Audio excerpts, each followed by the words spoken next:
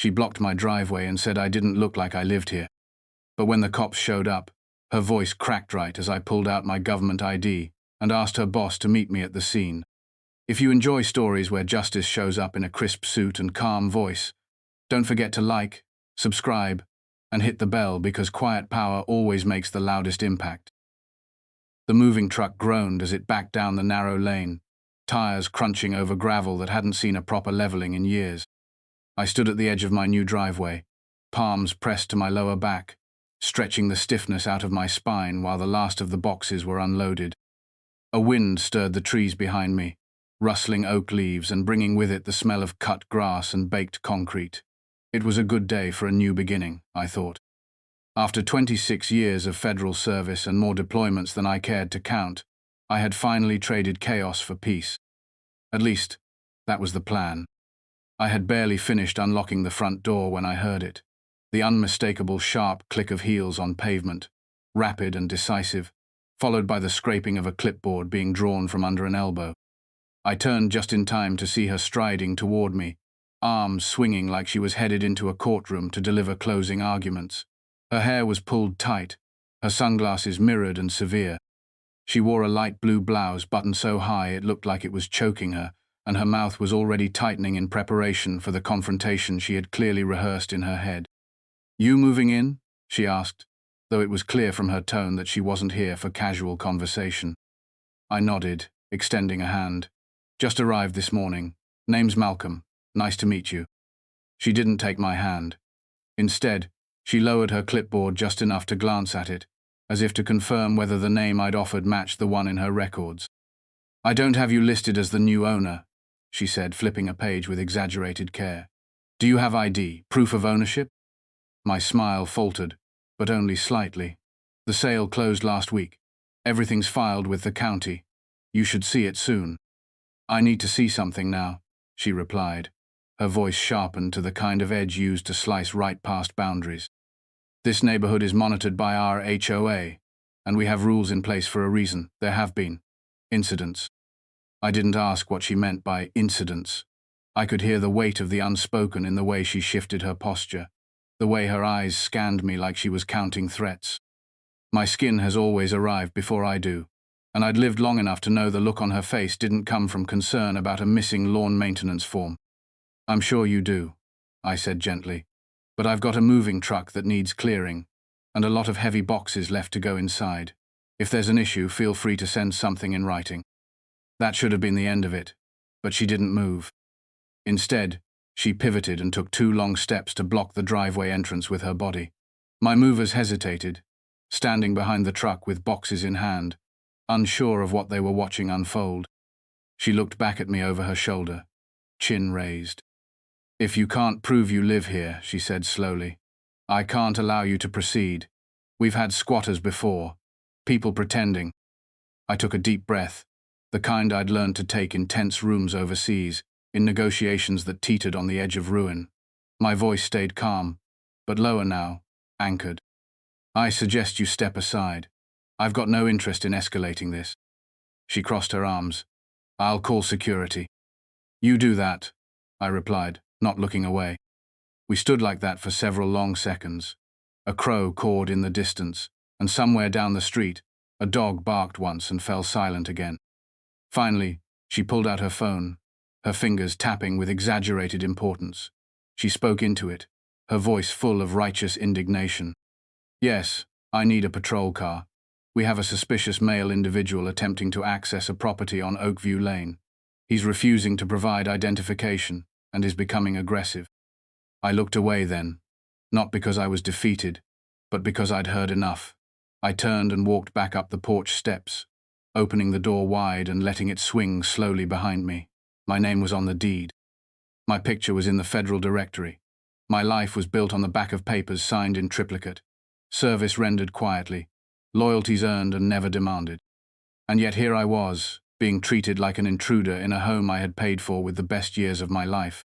Through the living room window, I watched her pace back and forth, still talking on the phone, pointing at my moving truck as if it were a stolen vehicle. My movers hovered awkwardly until I gave them a nod, and they began carrying boxes inside again. One of them whispered something about Crazy neighborhood ladies, and I managed a tight smile. I hadn't even unpacked my coffee mugs, and already the neighborhood welcome wagon had declared war. But I wasn't rattled. Not yet. I'd been trained to outlast worse storms than this. I just hadn't expected the first threat to peace and quiet to come in the shape of a woman with a clipboard and a misplaced sense of superiority. The morning after the driveway incident, I rose before dawn, the way years of habit had wired into my bones. The house was still quiet, smelling faintly of cardboard and fresh paint, boxes stacked neatly along the hallway like silent sentinels. I stood in the kitchen for a while, barefoot on the cool tile, a mug of black coffee warming my hands as I looked out over the backyard. The sun hadn't quite broken the line of trees yet, but birds were already stirring, their songs weaving through the hush. It should have been peaceful. And maybe it would have been, if I hadn't noticed the car idling at the corner again.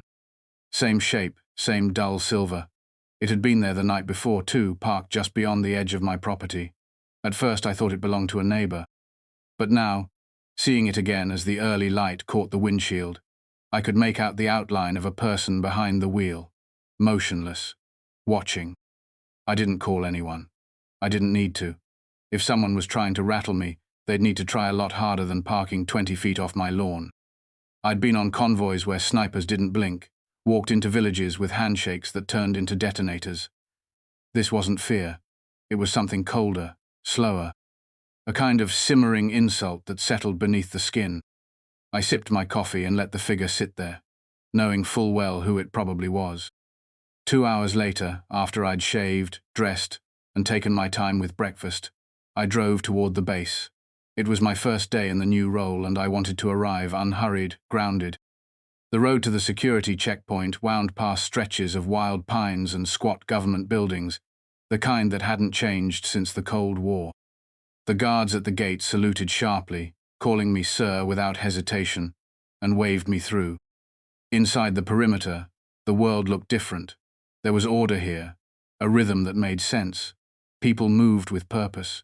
Titles mattered, but so did merit. You earned your place, or you were shown the door. There was no time for theatrics, no room for someone to flash a clipboard and override common sense. By the time I reached the building, my new office key was already waiting. Second floor, end of the hall. Windows overlooking the airstrip and forest beyond. Someone had left a welcome note in careful block letters on my desk, and a jar of peppermints sat beside it. I allowed myself a small smile. This part at least felt earned. I spent most of the day in briefings, meeting staff I'd only known by name until now. They were sharp, efficient, and respectfully curious about the man who'd stepped into the position above them. I didn't offer too much personal detail. No need. Let the work speak. Let my decisions prove the kind of leader I intended to be.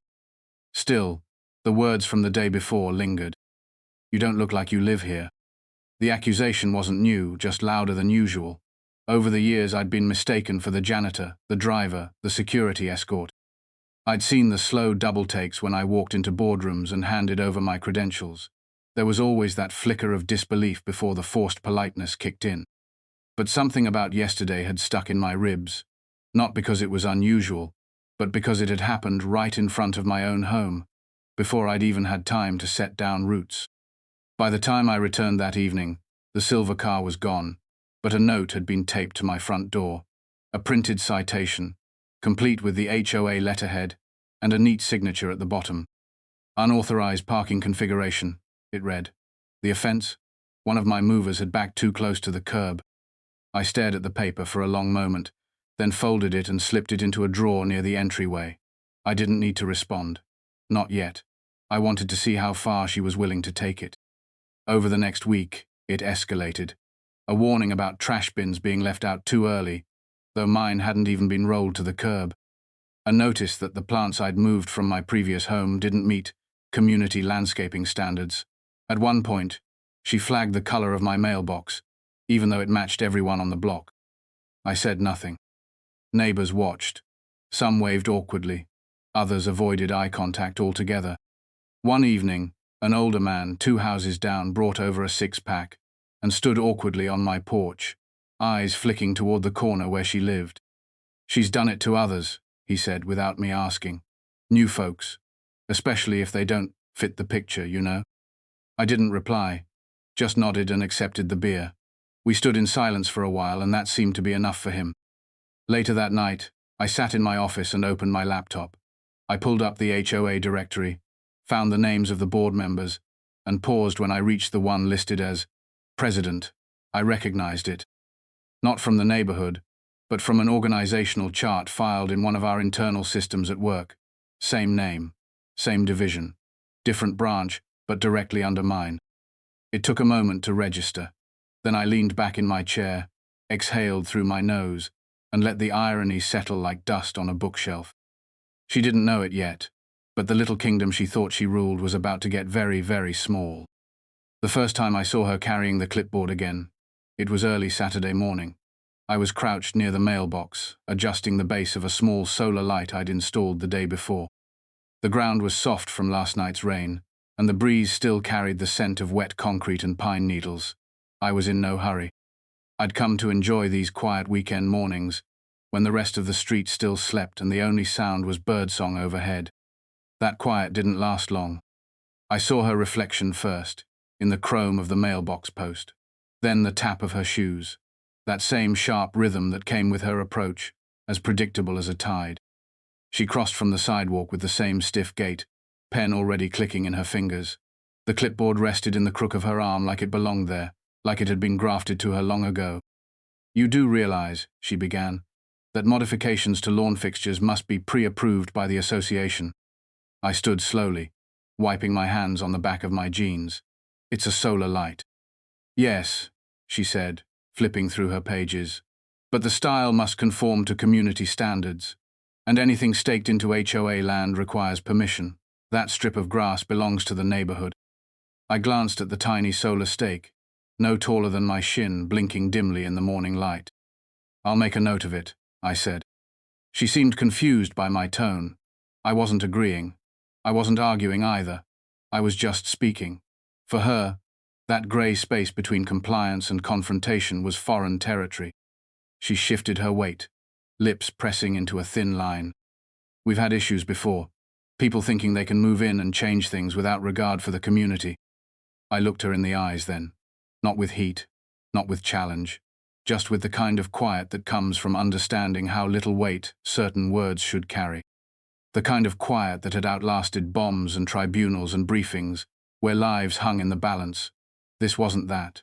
This was noise, and I had trained myself to listen only when it mattered. She didn't like that silence.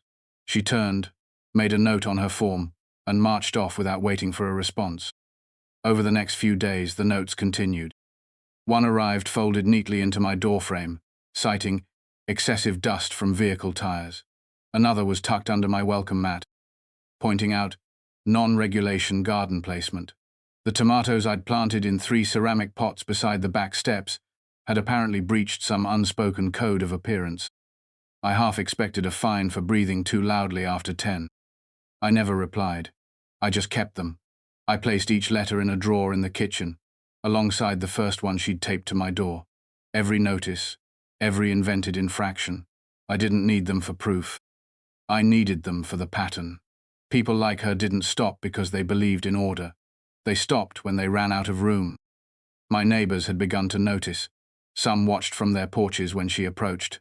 Others muttered apologies when I passed them by.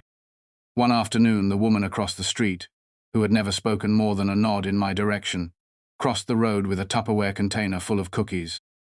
"I'm sorry," she said, "about what she's doing. You don't deserve it." I took the container. Neither did the last person, I imagine. She nodded. "He left within 2 months. Sold the house below market just to get out." I thanked her. She didn't stay long, just enough to say what she needed to say, and return to the safety of her own front porch. I couldn't blame her. Speaking up in places like this meant risking the petty backlash that people like the clipboard queen were so adept at delivering. Still, the house was starting to feel like something I didn't want to come home to, not because it wasn't mine, but because I was beginning to recognize that ownership meant little when your dignity was subject to another's permission. Then came the citation that told me everything I needed to know. It arrived in a manila envelope, larger than the others, and printed on letterhead with the HOA's embossed seal. Inside was a violation report for an unregistered guest observed loitering in the front yard.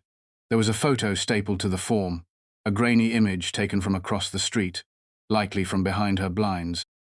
In it, my brother leaned against the hood of my car, sipping coffee and watching the street while I worked on the flower bed. He had come down from the city to visit for the weekend, a surprise. He wore jeans, a plain white t-shirt, and a veteran ball cap. There was nothing threatening in the photo. Just a black man standing on private property, on a quiet street, bothering no one. Still, the language of the citation was clear. Unregistered male subject, it read, displaying non-residential behavior. Presence raised concern among board members. My hands clenched as I read it. Not with rage, not yet, but with something older, something that had waited in me like dry timber waits for spark. She hadn't just questioned my place in this neighborhood. She had questioned the right of anyone who looked like me to be there, even as a guest. That wasn't about property lines anymore. That was about control. So, I opened the drawer. I laid out every citation, every letter, every absurd paper-thin infraction she had manufactured. I took a photo of each one. I made copies. I printed my deed, my approval documents, my correspondence with the board. And then I waited. Because sooner or later, people like her trip over their own power, and I wanted to be ready when she did. It was just past 8 when I turned into my driveway, headlights washing over the garage door before flicking off. The evening had settled warm and still, and the neighborhood sat in that half-silence that comes when porch lights are on, but no one is really outside. The kind of quiet you only notice when you've been somewhere louder. I sat in the car a moment longer, engine ticking as it cooled, my fingers resting loosely on the wheel. Work had run late, a last-minute meeting, followed by a debrief that dragged past what anyone had planned. I didn't mind. I liked the quiet rhythm of responsibility. The kind that didn't depend on who had the loudest voice in the room, only on who showed up with the facts. That had always made sense to me. Structure, protocol, consequences. Out here, though, it felt like a different kind of system altogether, one with its own rules and unwritten expectations. A world where clipboards held more weight than common sense, and perception carried the power to redefine reality. As I stepped out and grabbed my bag from the passenger seat, a voice called from behind the hedges. You really ought to consider registering as a renter. We have a process for that. She was standing just past the sidewalk, arms crossed over a pale pink cardigan, that same clipboard hugged close to her chest. The porch light from her house cast a yellow halo behind her, giving her the look of someone mid-sermon. I didn't say anything right away, just closed the door, slung the strap of my bag over my shoulder, and locked the car with a click. She took my silence as invitation. It's a liability for the board, she continued. If you're staying long-term without ownership on record, we have to report that. It affects insurance. I own this property, I said, my voice even. Outright. Purchased in cash. The deed's on file with the county and the HOA. There's nothing left to register.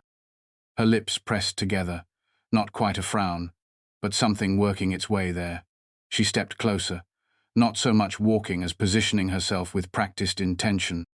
We don't have any record of you attending orientation, she said. I wasn't aware this neighborhood required initiation. It's a courtesy, she replied a little too quickly. A chance to go over expectations. Most people appreciate the structure. I looked at her then, long enough that she started shifting from foot to foot. I wasn't trying to be intimidating, just tired. Tired of always having to justify existing. Tired of the way she said most people. Like the two of us weren't standing on the same sidewalk, breathing the same air. You filed 7 citations in less than 3 weeks, I said. 3 of them false, 2 of them unsupported, all of them unnecessary. She blinked. Well, I've simply enforced the standards. I'm the compliance officer. No, I said. You're someone who got used to not being questioned. The words landed heavier than I expected. She didn't speak for a long moment, just shifted the clipboard from one arm to the other and squared her shoulders. I care about this neighborhood, she said at last. It's not about you. It's about protecting our standards. I nodded slowly. Then I suppose we'll see how consistent those standards are. She watched me walk past her, back toward my front door. Her posture was stiff, but something had changed. There was a flicker there, a hesitation. Not fear, not yet, but doubt. Like a thread had come loose in her carefully woven sense of control. Inside, I set the bag down and moved through the quiet house. The air was cool from the evening breeze coming through the open kitchen window. I stood at the counter and poured a glass of water, drinking it in slow sips while I stared out across the lawn. She had no idea who I was, not just in the way people misunderstand one another, but in the deeper sense of blindness. She saw a man who didn't look like the others on the block, a man she hadn't expected to walk out of that house or carry himself with calm confidence. She saw someone to monitor, not someone who might outrank every person she answered to. And still I wasn't angry. Not the way she probably expected I'd be. That would have given her what she wanted. Confirmation. Something to fold neatly into the story she told herself about how danger looks, how authority should sound. Instead, I made a note of the exchange and added it to the growing file. At work, I pulled the property records, downloaded the HOA's governing bylaws, and read them line by line. I cross-checked the citations she'd issued against the enforcement protocol. Most of them had skipped steps. No initial warning, no photo documentation, no review. She was bypassing process, leaning on fear, betting on silence. I printed everything, clipped it all into a binder, and labeled it plainly, documentation. There was power in details. She didn't know that yet. But she would. The sound of metal scraping concrete pulled me from sleep before sunrise. At first I thought it might be the recycling truck, coming early again, but the rhythm wasn't right. It wasn't the heavy clang of machines. It was slower, repetitive, intentional. I sat up, rubbed my eyes, and pushed the bedroom curtain aside. There she was, hunched over at the edge of my driveway, tape measure stretched taut across the width of the concrete. She crouched, squinted at the numbers, then scribbled something into the notepad clamped beneath her clipboard. A few feet away, a man stood silently beside her, arms folded, and looking like he wanted to be anywhere else. I didn't recognize him. Probably one of the other board members, dragged into her campaign without much choice. I didn't bother waiting. I threw on a shirt, stepped into my shoes and walked outside. The grass was still wet beneath my feet, and the air carried that early morning chill that never lasts past 8. She didn't flinch when she saw me. If anything, she stood taller, holding the tape measure aloft like it was a badge of honor. "We received an anonymous tip," she said without being asked. "There's a discrepancy in your driveway width. According to HOA regulations, all modifications must match original specifications unless formally approved." "It's the original driveway," I said. "Nothing's been changed." She smiled, a tight, rehearsed motion, not according to the blueprints we have on file. The man beside her shifted, clearly uncomfortable. I wondered if he even knew what time it was. His eyes kept darting toward his watch, like he hoped it would rescue him. "This isn't how these things are normally handled," I said, keeping my voice steady. "If there's a legitimate concern, a written notice should have been submitted. You don't show up at 6:30 in the morning with a measuring tape and no warning." "We're within our rights to verify a reported violation," she replied, lips barely moving now. "Your property affects the uniformity of the street." I let the silence hang there between us. Somewhere behind me, a bird began to chirp. Across the road, a curtain twitched in a neighbor's window. "You said it was an anonymous tip," I said. "Interesting how many of those seem to lead straight to my yard." Her eyes narrowed, but she didn't respond. Instead, she wrote something else on her form, tore off the top sheet, and held it out. "You'll receive an official copy later, but this is notice enough. You'll need to submit a formal variance request with documentation or remove the section that exceeds the guidelines." I didn't take the paper. I let it hover there between us until she dropped her hand and tucked it under the clipboard again. "Enjoy your morning," she added, voice thin with triumph. As they walked away, I watched the man glance back once, his expression unreadable, like he knew this had gone too far but didn't know how to say it. I stayed outside until they disappeared around the corner, then went back inside and brewed coffee, not because I wanted it, but because the ritual steadied me. Later that day, I took a photo of my driveway from every angle. I pulled the original permits from the property records and matched every inch of concrete against the blueprint. It was a perfect match. No modification, No overage. The violation didn't just lack merit, it was entirely fabricated. But it wasn't about concrete. It never had been. That same afternoon, a second notice arrived, tucked halfway into my mailbox like a reminder. This one cited an unlicensed animal on premises. My dog, a calm and aging retriever named Jazz, had been leashed every time she set foot outdoors. She rarely even barked, too old to bother with the fuss. But apparently, someone had submitted video footage of her being walked without proper registration. I held the paper between my fingers and stared at the line that accused me of willful non-compliance. Jazz looked up at me from her usual spot by the couch, tail thumping once before she drifted back to sleep.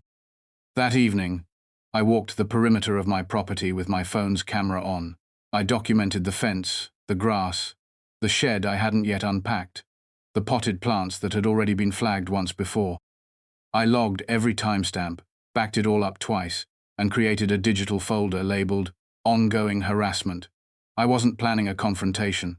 I was building a case, quietly, precisely. I spoke to one of the older neighbors the next day, a retired teacher who lived 2 doors down.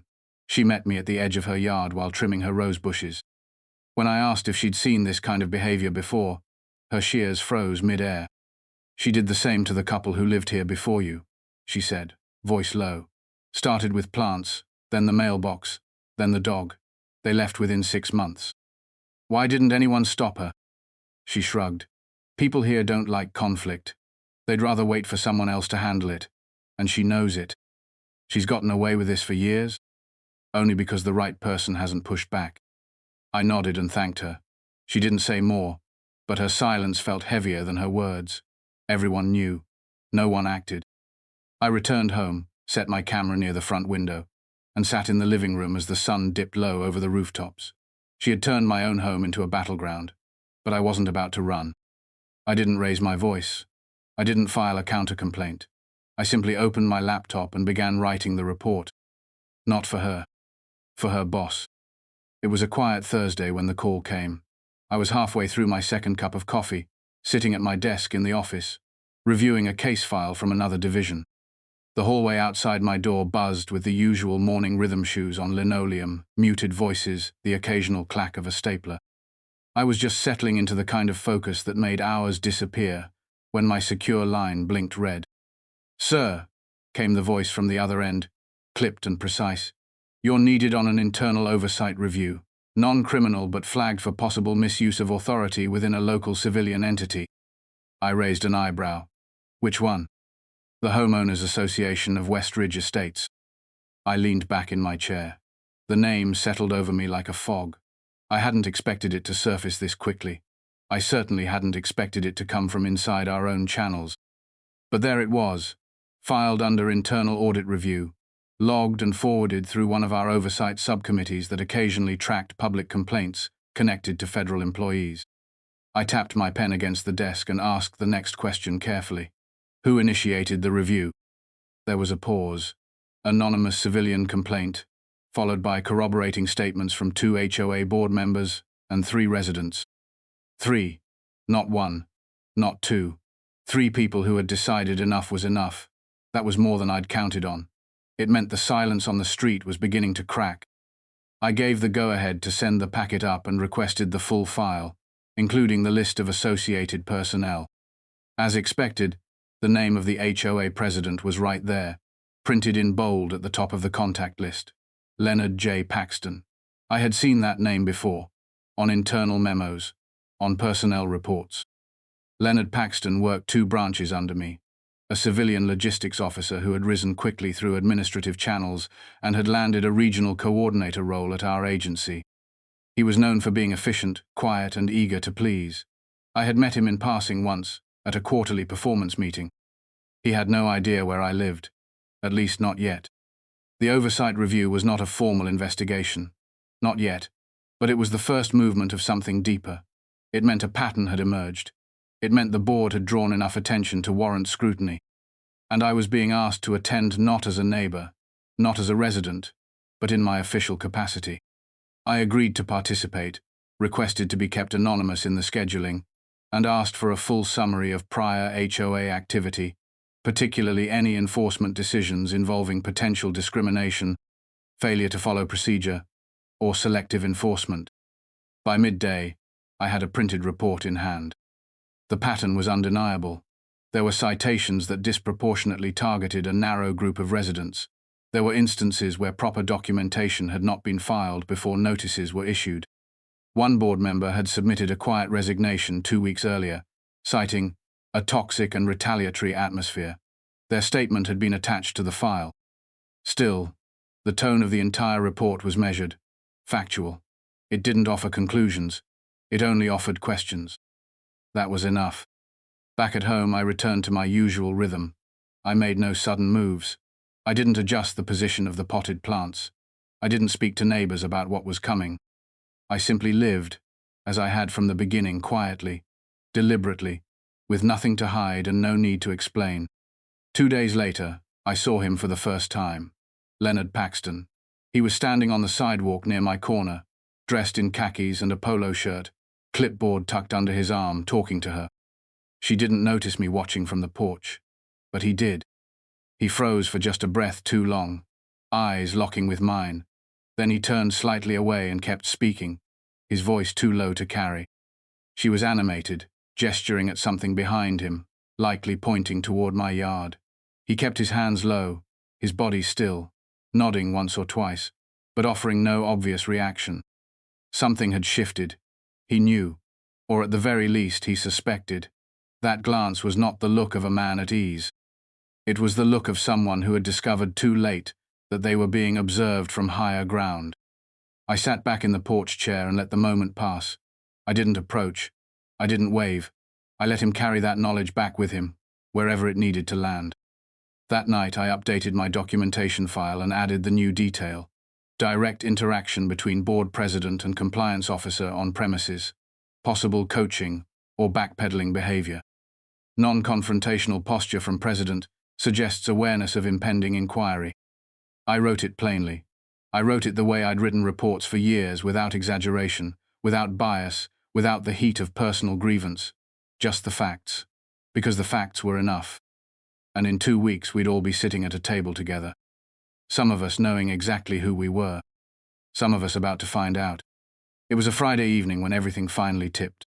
The sky had started turning that deep, smoky purple that always comes before rain, and the air held the weight of a storm still deciding whether to arrive. I had just pulled into the driveway after a long day on base, my badge still clipped to my belt, sleeves rolled to the elbows. The drive home had been uneventful, the kind of mindless stretch of highway that blurs into habit. I'd been thinking about dinner, nothing heavy, maybe eggs and toast. The neighborhood was quiet, not silent, but that end-of-week hush that hangs after people settle inside and start forgetting the hours. Porch lights were flicking on one by one. Jazz, my dog, lifted her head from the front window, then disappeared before I even cut the engine. She always knew the sound of my car. I stepped out, stretched my back, and started toward the house when a car came to a quick stop at the curb. It was her again. Same silver SUV, same scowl already forming on her face before she even opened the door. I paused, keys still in hand. She slammed the car door and stormed across the grass, waving her phone in one hand and pointing at me with the other. "You," she snapped. "I've had enough. This is not your house, and I'm not playing these games anymore. Where's your identification?" I looked down at myself. I was still in uniform, minus the jacket. My name patch was visible, the insignia just above it, the flag stitched clean across the right arm. "This is my home," I said evenly. "Step off the property." "I don't think so," she shot back. "You've been seen here too many times. We've had complaints. You're trespassing and I'm calling the police. Right now." She didn't wait for a reply. The phone was already pressed to her ear as she walked back toward the street, pacing in short, sharp lines like a manager waiting for a refund. I stood where I was, arms loose at my sides, watching her as she spoke into the phone. Her voice was loud, projecting deliberately, like she wanted everyone to hear. "Yes, I need officers dispatched to 116 Oakview. There's a suspicious man trying to break into the house again. I've warned him before. He's aggressive and refusing to leave." I closed my eyes for a moment, feeling the low simmer behind my ribs start to rise. I breathed through it. This wasn't new. This wasn't surprising. It was only insulting in the way a bad joke is when you're expected to laugh. Two neighbors peeked through their blinds. One of them, a man I'd spoken to only once, stepped out onto his porch and just stood there, arms crossed. He didn't say a word. 15 minutes later, the patrol car arrived. Lights flashing, tires rolling slow across the curb. Two officers stepped out. One tall, one shorter, both young. One had a hand near his belt, the other spoke into his radio as they approached. She flagged them down eagerly, walking up to them like a hostess greeting guests at her own party. "There," she pointed. "He's still standing right there, told you. He's refused to leave the property for days." The tall officer turned toward me, his expression unreadable. I kept my hands at my sides, relaxed, but visible. "This your home, sir?" he asked. "Yes," I said. "Got ID?" I nodded and pulled out my wallet slowly. From it, I removed the same federal identification I had carried for over a decade. I handed it over without a word. He studied it. His brows shifted, barely perceptible, then rose just a fraction. He glanced over at his partner, who leaned in for a better look. The shorter officer's expression changed. Not dramatically, just enough to show he realized something had gone wrong. "I need you both to remain calm," the tall one said, though his voice had lost some of its edge. "I am calm," I replied, "but you've been called under false pretenses." "Sir," the shorter officer said quietly, "are you connected to?" I didn't answer. I simply reached into my back pocket, pulled out my phone and made a call. It rang once, then connected. A voice answered, flat and professional. "Yes, Deputy Director Harris. What's the situation?" I tilted the phone just enough so the officers could hear. The taller one blinked, then looked at my ID again. The shorter one took a half step back. Karen, standing 10 feet away, froze. Her lips parted, but no sound came out. "I'm currently standing on my own property," I said into the phone, with two local officers responding to a fabricated complaint. "The neighbor responsible has made multiple false reports." The voice on the line grew sharper. "Understood. Would you like me to loop in the regional liaison?" "Not yet," I said. "I'll handle this." I hung up. The air around us felt thinner now, like something had been pulled taut and might snap if anyone moved too quickly. "I think we're done here," I said, looking at the officers. They didn't argue. The tall one handed back my ID. The shorter one muttered something about misunderstandings before they both turned back toward the woman. She was pale now, arms hanging at her sides, clipboard forgotten in her passenger seat. I walked past her without a word, keys in hand, and stepped inside my home. The door closed gently behind me. No need to slam it. Not when the silence was already loud enough. The lights from the patrol car still flickered against the front windows when I sat down at the kitchen table. I didn't turn them off. I let them paint slow red and blue streaks across the wall while Jazz circled her bed twice and dropped into it with a sigh. She'd been through enough false alarms lately to know when to be alert and when to lie down. I stared at the glass of water in front of me but didn't drink it. My hands were steady. My chest wasn't tight. But there was a quietness in my head, the kind that used to settle in after a debriefing. Not relief exactly, just the certainty that something irreversible had just happened. Outside, the officers were still talking to her. She'd moved to the sidewalk, arms folded tightly, pacing a few short steps, then stopping again. She wasn't shouting anymore. That part was done. Now it was her voice that cracked as she pointed toward the house, her words carrying just far enough to catch phrases like, "He never gave me a name, and how was I supposed to know?" The taller officer had his hands on his hips. He kept looking toward the porch, then back at her. The younger one was quieter. He had his notepad out but hadn't written anything in several minutes. I stood, walked to the front door, and opened it just enough to step out into the soft air. The rain hadn't arrived yet, but the sky had begun to rumble low. Across the street, two porch lights flicked off at the same time. Whether it was coincidence or discretion, I couldn't tell. She turned as soon as she saw me. The hard edge was gone now, replaced by something brittle. She opened her mouth, maybe to speak, maybe to try again, but the tall officer raised a hand and gently stepped between us. "Mr. Harris," he said carefully, "we're going to write this up as a resolved misunderstanding." "Is that what it was?" I asked. He looked down for a second before answering. "That's the language we're using tonight." I nodded once. I wasn't here to make him say it out loud. The moment had already said enough. "Will there be a record?" I asked. "Yes," he replied. "We'll be logging the call and the circumstances. False reports are documented.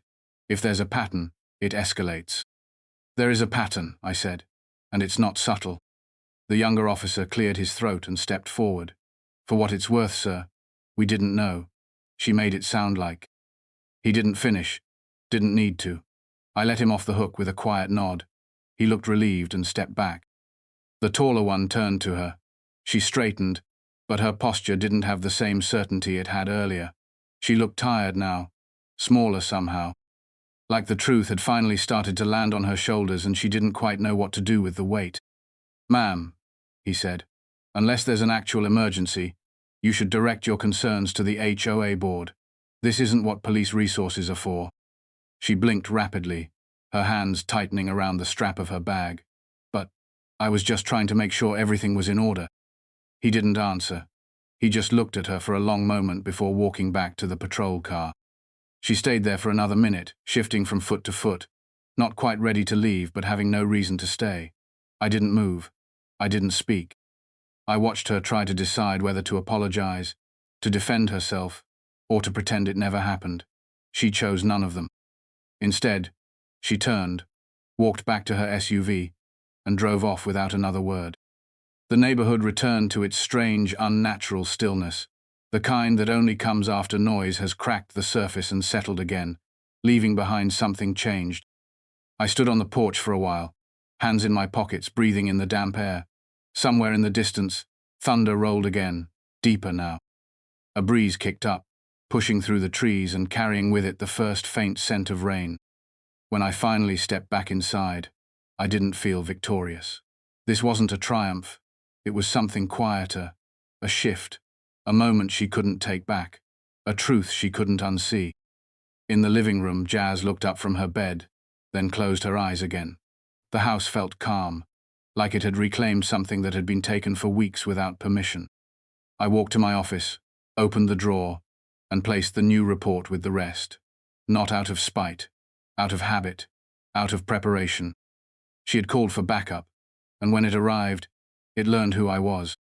She thought power came from volume, from interruption, from the authority of printed paper and official-looking clipboards. But she had forgotten something fundamental. Power doesn't always announce itself. Sometimes, it watches.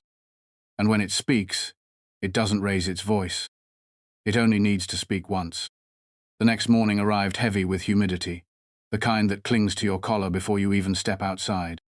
I sat at the table again, coffee in hand, watching sunlight slide across the kitchen floor in long, golden streaks. For the first time in weeks, the house felt still, no threat hanging in the air. No knocks on the door or letters tucked under the welcome mat, but I knew it wasn't over. Not yet. Just before 9, my phone buzzed with a short message from an unfamiliar number. "Mr. Harris, I'd like to speak with you in person. I'll be outside in 5. Leonard Paxton." I didn't respond. I didn't have to. 5 minutes later, I saw him through the window, standing on the sidewalk in a loose grey suit, his tie crooked and his hands clasped awkwardly in front of him. He looked older than I remembered, more lined at the mouth, like the years had folded in faster since I'd last seen him in a professional setting. There was no clipboard in sight. I opened the door and stepped outside, letting it swing shut behind me without locking it. I crossed the porch slowly, my steps deliberate, and stopped at the edge of the walkway. He looked up quickly, eyes a little too wide. "Mr. Harris," he said, clearing his throat, "thank you for coming out." I didn't offer a handshake, just watched him. "I heard what happened last night," he went on, his voice low. "The incident with the police." "It wasn't an incident," I said. "It was a false report." He nodded, swallowing hard. "I understand. I do. And I want you to know I didn't authorize any of it." "I believe that," I replied. "But you let it continue." He shifted on his feet. "I didn't know it had reached this point. Not fully. I knew she was strict, but she's not strict, I cut in. She's targeting. There's a difference. He looked down, ashamed or embarrassed, or maybe both.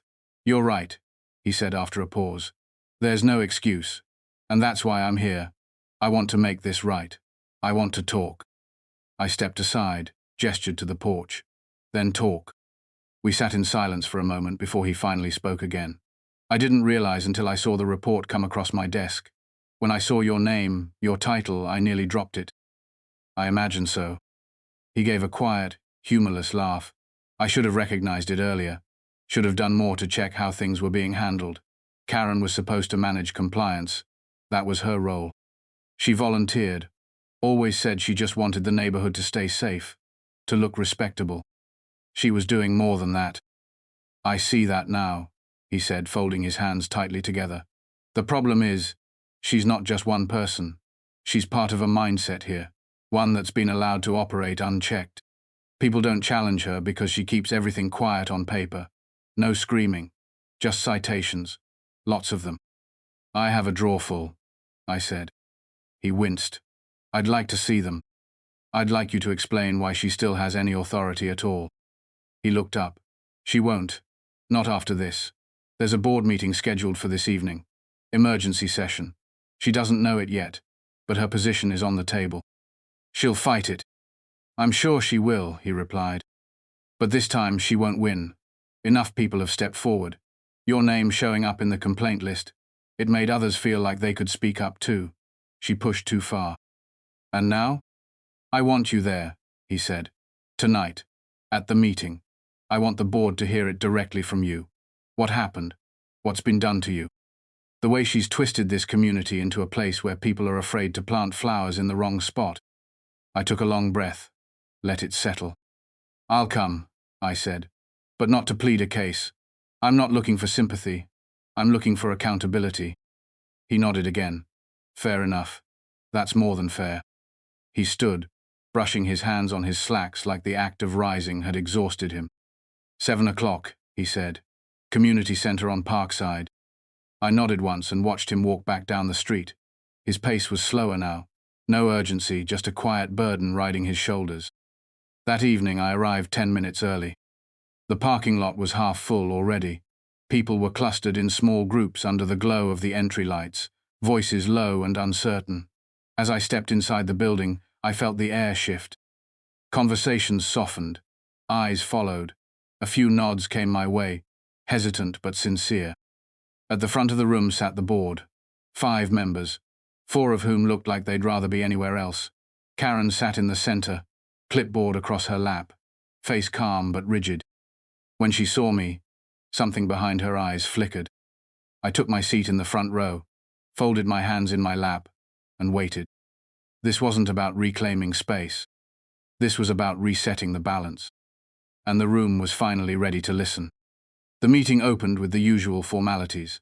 Leonard called it to order, with a voice that tried to sound steady but betrayed the tension behind it. He cleared his throat, shuffled some papers, and rattled off the agenda like he was reading from a script he didn't quite believe in anymore. A few board members nodded. One of them, a woman with graying hair and a tight sweater vest, stared at her lap the entire time. No one mentioned my name. Not yet. I sat near the front, watching them squirm under the weight of their own silence. The room was fuller than I expected. Neighbors who had barely made eye contact in the past now sat stiffly in folding chairs, their eyes drifting toward me, then quickly away. The hush that filled the room wasn't just quiet, it was loaded, like a held breath waiting to exhale.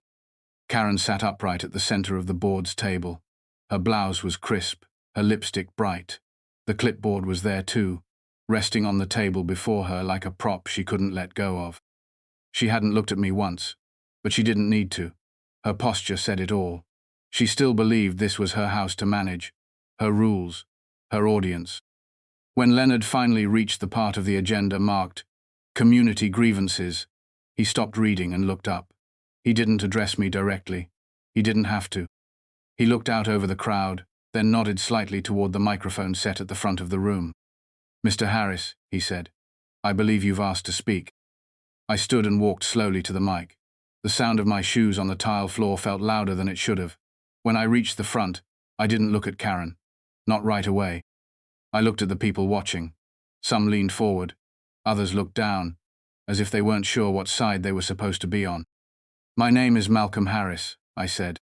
"I moved into this neighborhood a few months ago. I purchased my home outright. My name is on the deed. My taxes are paid. My license and identification are valid and up to date." I let that hang in the air for a moment. Despite that, I've been reported multiple times to the board. I've received a dozen citations in less than a month. One for the width of my driveway, which matches the original blueprint. One for the position of a solar light. One for having an unlicensed animal, despite providing all documentation. I've been accused of loitering on my own property. I've been asked repeatedly to prove that I belong here. A few murmurs stirred in the room. I continued, calm and slow. "Last night, I was reported to the police. A false claim of trespassing.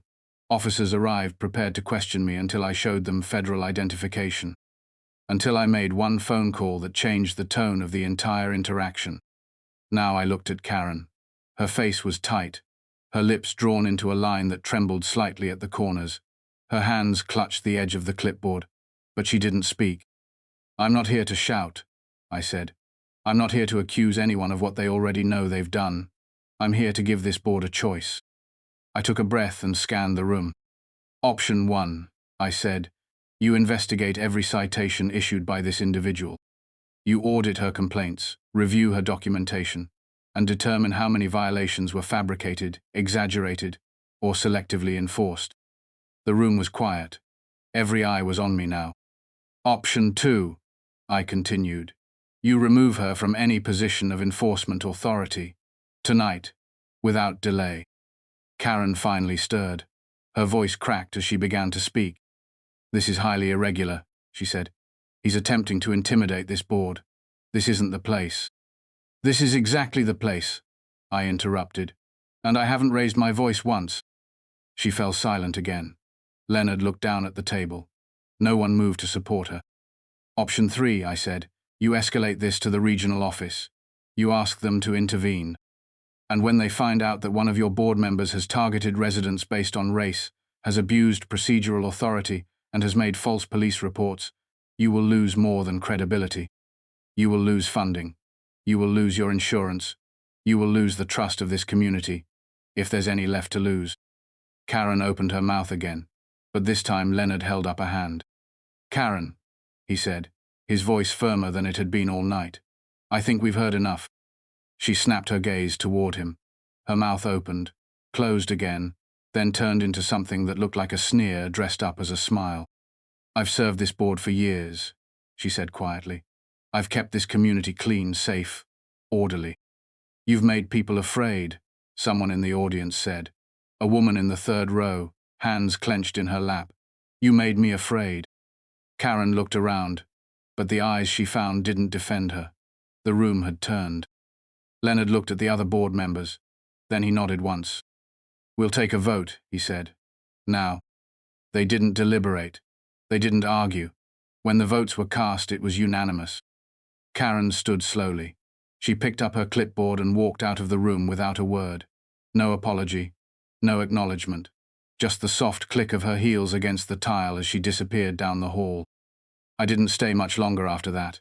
I nodded once to Leonard, then turned to leave. A few people reached out to shake my hand. Others just nodded, quiet thanks in their eyes. Outside, the night air felt lighter. Not finished, but changed. The next morning I sat at my dining room table with the windows open and the curtains drawn back.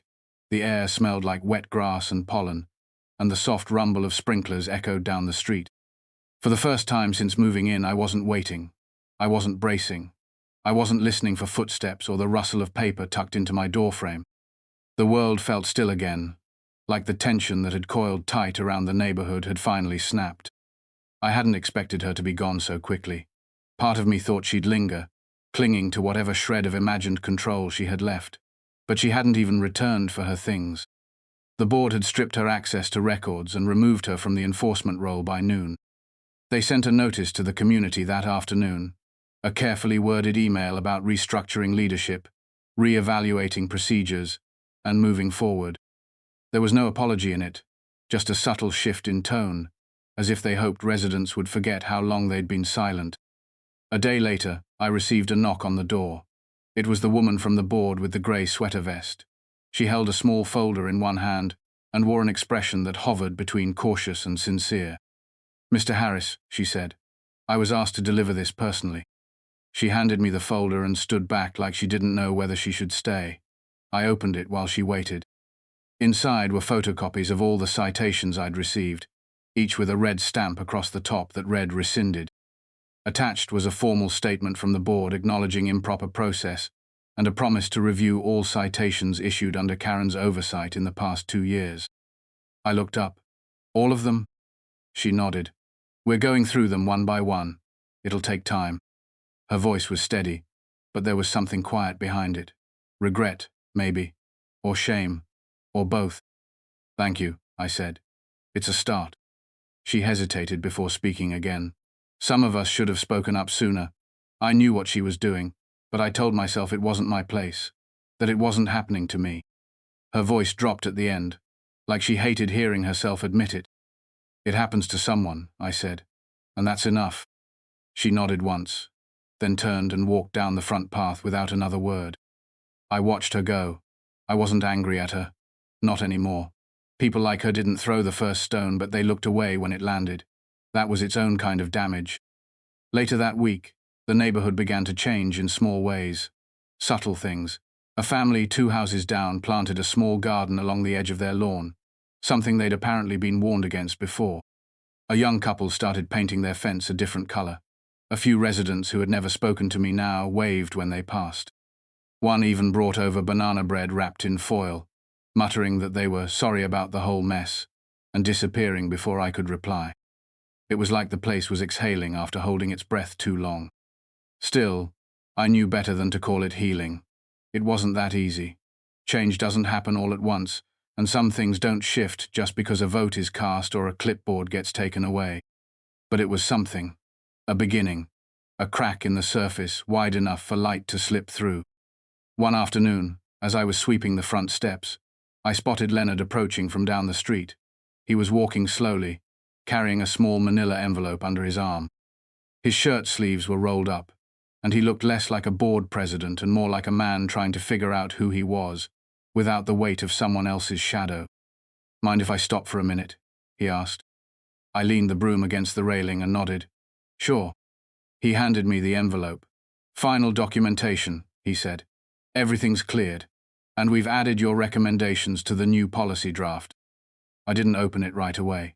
"How's the board holding up?" He chuckled softly, shaken mostly, embarrassed. "Some are angry, not at you, at themselves." "Good." He nodded again. "We're trying to build something better, but we'll probably get it wrong a few more times before we get it right. That's usually how it works." He looked up at the house, then back at me. "You staying?" "I am." He smiled. "Glad to hear it." We stood in silence for a moment, the kind that doesn't press too hard or demand anything in return. As he turned to leave, he paused. "She hasn't contacted you, has she?" "No." "If she does, let me know." I nodded once. "I will." But I didn't think she would. There wasn't anything left for her to say. Not to me. After he left, I sat on the porch with Jazz curled at my feet and the sound of children riding bikes in the distance. The neighborhood didn't feel perfect. It didn't need to. It just felt possible. And for the first time since I arrived, I didn't feel like I was being tolerated. I felt like I was home. I was pruning the small rosebush beside the mailbox when I saw her again. It had been nearly 2 weeks since the board meeting, and life on the street had grown oddly peaceful. The usual undercurrent of tension had faded. Neighbors waved without hesitation. The retired couple across the street, who used to scurry inside at the first sign of Karen's approach, now spent their mornings sipping coffee in lawn chairs. Even the air seemed to have loosened its grip on everyone's chest. But that morning, when I looked up from the shears in my hand and saw her walking down the sidewalk with a plate covered in foil, something inside me stilled. Karen. She wore a different kind of quiet now. No clipboard, no power shoes, just flats and a pastel blouse that fluttered at the sleeves. Her posture was less rigid, but there was still a strain around her eyes, as if she'd rehearsed this moment more than once and still didn't know how to begin. She stopped at the edge of my yard and waited. I didn't speak. Neither did she. For a full 10 seconds, the only sound was the soft snip of my shears as I clipped another wilted bloom. Finally, she took a breath. "I brought something," she said, holding out the plate. "Cookies." I glanced at the foil, then back at her. I didn't move to take it. "I'm not trying to bother you," she added quickly. "I just thought, maybe we could talk." "You've had plenty of chances to talk," I said. "You chose paperwork and phone calls instead." She looked down, her fingers tightening around the edges of the plate. "I didn't mean for things to go that far. But they did. I was trying to protect the neighborhood," she offered. I stood up and dusted my hands off on my jeans. "From what?" She didn't answer. Her silence was louder than anything she could have said. "People like you should be more understanding," she murmured, eyes still on the ground. That was the moment, the one where something in me clicked shut. Not out of anger, not even out of surprise. Just that firm, familiar closing of a door that didn't need to be opened again. "People like me," I repeated. "You still don't hear yourself, do you?" She looked up, startled. "I meant—" "I know what you meant." I walked to the edge of the yard, not aggressively, not with a raised voice, but with the same quiet certainty I had used the night of the police call. The same steadiness I had carried through war zones, briefings, and hearings. Calm didn't mean soft. It meant unshakable. "You saw someone who didn't match your idea of belonging," I said. "You assumed the worst. You harassed. You called the police. You let your fear dress itself up as protocol. And now, with your clipboard gone, you're trying to rewrite the story." She looked at the plate again, like it might shield her from what was being said. "It wasn't about you. It was entirely about me. You just didn't think I had the power to hold you accountable." She swallowed hard, then finally took a step back. "I didn't come here to argue." "Then don't. Take your cookies and go." Her lips parted like she wanted to defend herself, but nothing came out. She stood there for another moment, looking lost in her own skin, then nodded faintly and turned away. As she walked back down the sidewalk, the plate still in her hands, a dog barked somewhere behind the houses. The wind stirred the trees gently, as if nothing unusual had happened. But I knew better. Some people never change. They simply lose the tools they use to cause harm. I returned to the rose bush and picked up the shears. The day was still young, and there were things worth tending. A few petals clung tightly to life, their colors soft but unbowed. I trimmed carefully around them, shaping the edges of something that could grow again. Later that afternoon, I saw the kids next door painting signs for a lemonade stand. One of them waved when they saw me, grinning with teeth too big for his mouth. I waved back. A man I didn't know drove past and gave me a nod through his windshield. Small things, maybe, but I noticed them. That evening, as the sun slipped behind the rooftops and shadows stretched long across the lawns, I sat on the porch with Jazz curled beside me. The same breeze that had once carried her voice and the sound of citations now brought only the scent of fresh grass and barbecue from 2 houses down. I didn't think about her again that night. There was no reason to. The street had spoken, and she was no longer its voice. The last time I saw Karen, it was nearly dusk. I had just come back from the hardware store, bags of mulch stacked in the back of my truck, the kind of Saturday project that helps you sleep deeper at night. The neighborhood was easing into the early quiet of evening. Lawnmowers had gone silent. Grill smoke curled up from somewhere down the block, and a radio played something low and soulful through an open window. I pulled into my driveway and stepped out, still in my work clothes, dirt under my nails from the morning's planting. That was when I saw her. She was standing beside the small community bulletin board near the entrance of the neighborhood, clipboard in hand again, but this time her motions were slow, hesitant. Her car was parked half on the curb, as if she hadn't planned to stay long. I watched as she glanced around, then lifted the edge of one of the posted notices and slipped a folded sheet of paper behind it. She smoothed it flat, then looked over both shoulders before turning back toward her car. It wasn't the clipboard that caught my attention. It was the way she moved, like someone trying to leave a note without leaving fingerprints. Whatever she'd posted wasn't for public eyes, at least not yet. I closed the truck door and walked toward the board. She didn't notice me until I was a few steps away. When she did, She flinched slightly, the way someone does when they realize they're no longer unseen. Evening, I said. She straightened her posture, tried to regain some composure. Mr. Harris, what are you posting? Just an announcement, she said too quickly. I have every right to. Let's have a look. I stepped past her and peeled back the top notice. Behind it, half concealed, was a single sheet of white printer paper with a signature at the bottom. It was a citation dated today. The name at the top wasn't mine this time. It belonged to a young family at the end of the cul-de-sac. The husband was a veteran too. They'd painted their fence last weekend, a cheerful deep blue, and planted 2 small trees along the edge of their lawn. The violation? Unauthorized exterior modifications not in compliance with neighborhood design standards. I read it twice. My jaw tightened. This wasn't about the rules. This was about punishment, about trying to claw back power that had slipped through her fingers. Karen, I said, holding the paper in one hand, you're not on the board anymore. You have no authority to issue violations. I'm simply pointing out what others are afraid to say, she replied. There are standards. People are ignoring them. That family didn't even apply for approval. They followed every step, I said. I helped them draft the request. It was submitted to the board a week ago. She didn't respond. She just looked away, jaw clenched, lips pressed into a line, the kind of expression people wear when they realize their voice no longer echoes the way it used to. You're trespassing, I said. This bulletin board is for official use only. And this, I lifted the citation, is fabricated. You can't prove that.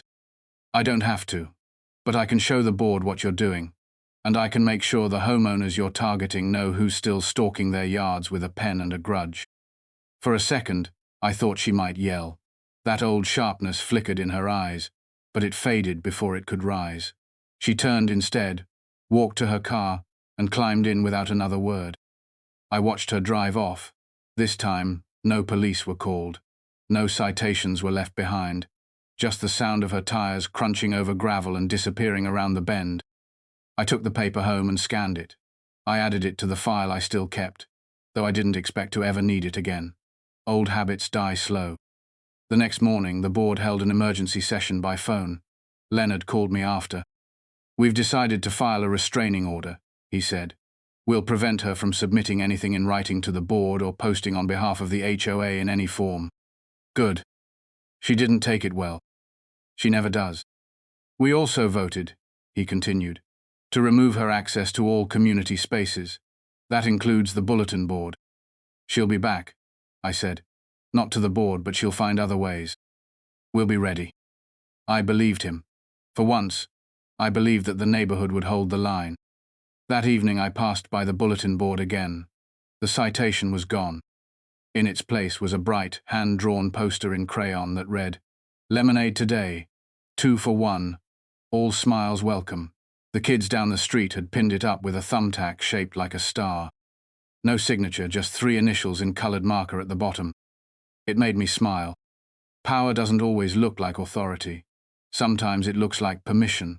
Permission to be, to grow, to paint your fence blue, and sell lemonade without fear. She had tried to shrink this place to fit her idea of order, but the neighborhood had outgrown her. And now, it was learning to bloom. The new sign went up on a Monday morning. I heard the drilling first, the sound of metal screws biting into fresh wood. When I stepped outside, 2 maintenance workers were crouched near the entrance to the neighborhood, their truck idling beside the curb. They moved with quiet purpose, their jackets embroidered with the HOA's emblem, though I didn't recognize either of their faces. The old sign, the one that had stood there since before I moved in, had already been removed. Its dull, white paint and faded lettering leaned against the truck bed, its message half scraped away. I stood on the sidewalk and watched. The new sign was simple, a slab of smooth, stained oak, the color rich and warm even under the gray morning light. Carved into the surface in clean serif lettering were the words, Welcome home. Respect all. No slogans, no warnings about compliance or regulation, just a message that meant exactly what it said, nothing more, nothing less. It stayed with me all day. When I drove out for groceries, I passed it again and slowed without meaning to. It looked different than anything else in the neighborhood, not because of its style, but because of what it refused to do. It didn't try to manage. It didn't instruct or caution. It invited. It allowed. And that alone made it powerful. At the store, a woman in the produce aisle paused beside me. She was holding a basket of lemons, her sunglasses pushed up into her hair. For a moment I didn't recognize her. Then she smiled. "You're the reason that sign's there," she said. I gave a small shake of the head. "No, the neighborhood is." She looked like she wanted to argue that, but instead she just nodded. "It's better now. Not perfect, but better. I feel like I can breathe again." We talked for a minute more, nothing deep. Just neighbors meeting properly for the first time. She told me her son had started riding his bike again, that she and her husband had stopped double-checking the front yard before stepping outside, that they were even thinking of adding a porch swing. Back home, I unpacked groceries and poured myself a glass of water. The kitchen was filled with the scent of rosemary and lemon from the small planter I'd moved inside. Jazz snored softly under the table. Outside, the wind picked up, and sunlight broke through the clouds in soft, honeyed streaks. Later that afternoon, Leonard called. "I wanted to thank you," he said. "For what?" "For not walking away. For making us look at what we'd been allowing." I didn't say anything at first. I could hear papers rustling on his end, the creak of his old office chair as he leaned back.